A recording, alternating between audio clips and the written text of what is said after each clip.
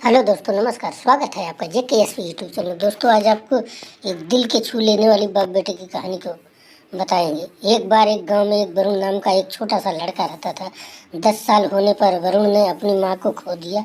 अपनी माँ के मरने के बाद वह अपने पिता के साथ ही रहता था और वरुण उनकी देखभाल करता था, क्योंकि वो उसके पिता अब बहुत बूढ़े हो चुके थे।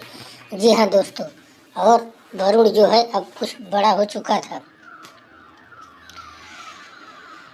वरुण के पिता अपने बेटे को ज़रूरत की पूरा करने के लिए खेत में हर दिन बहुत मेहनत करते थे। वो अपने बेटे से बहुत प्यार करते थे। वरुण के पिता की कड़ी मेहनत के कारण सौभाग्य से वरुण को उच्च अध्ययन के लिए अवसर मिला। जैसा कि वरुण एक बुद्धिमान और अच्छा लड़का था। उसने बहुत अच्छी तरह से अध्ययन किया और टाउन की सबसे बहुराष्ट्रीय कंपनियों में उसे काम करने का मौका मिला। और कुछ दिन के बाद बीमारी के कारण अपने पिता को अपने साथ ले जाना पड़ा। वरुण के पिता बहुत आत्मनिर्भर थे और बहुत मेहनत करते थे। वे अपने बेटे पर बोझ बनकर नहीं रहना चाहते थे। वे अपने दम पर निर्भर रहना चाहते थे, लेकिन उनके रिश्तेदारों और शुभचिंतकों ने उन्हें अपने बेटे के साथ ले जाने और उनके साथ रहने के लिए मना लिया। कुछ दिनों के बाद वरुण के पिताजी तैयार हो गए और उनके साथ रहने लगे। वरुण ने अपने पिता के स्वास्थ्य का ध्यान रखा और उन सभी चीज़ों की सेवा की जो उनके लिए आवश्यक थी। वरुण को अब अपने पिता की सेवा करने में हिचकिचाहट होने लगी। अपने पापा की सेवा करना उसको बोझ लगने लगा और उसके अंदर गलत भावना और व्यक्तिगत जीवन के बारे में सोचना शुरू किया, जिससे वह नाखुश और तनाव में रहने लगा।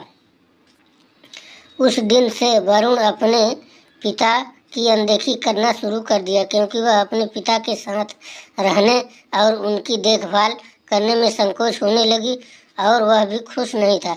वरुण के पिता ने अपने बेटे के व्यवहार के बदलाव को देखना शुरू कर दिया। वे जानते थे कि वरुण ने उसे नज़रअंदाज करना शुरू कर दिया है और अपने अहंकार के कारण मुझे अब अनदेखा करना शुरू कर दिया है। वरुण के पिता ये सब देखकर उन्होंने मन बना लिया कि वो अब अपने बेटे के साथ नहीं रहेंगे और अपने बेटे के बदले मिजाज और अपमानजनक व्यवहार को देखते हुए उन्होंने आखिरकार वरुण को छोड़ने और गांव में अकेले रहने का निर्णय बना लिए। वरुण के पापा जानते हुए भी उन्होंने ये वरुण से अपना फैसला छिपा लिया, क्योंकि उन्हें पता था कि इस बात को वरुण से चोट लग सकती है। इसलिए वरुण के पिता ने अगली सुबह तक इंतजार करने का फैसला किया और उसे बताया कि वह वहां से जाना चाहते हैं और गांव में रहना चाहते हैं। शाम को जब वरुण घर वापस आया तो उसने अपने पिता से कहा कि वह उन्हें एक शहर में ले जाना चाहता है और वो तैयार हो गए, क्योंकि वो अपने बेटे के साथ गुणवत्ता समय बिताने के लिए बहुत उत्साहित थे। वरुण, जो पहले से ही अपने पिता को लंबे समय तक चलने और रास्ते में छोड़ने का मन बना चुका था।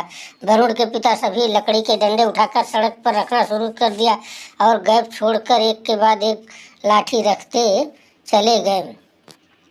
उसके बाद वरुण उस डंडे को बड़ी ध्यान से देख रहा था।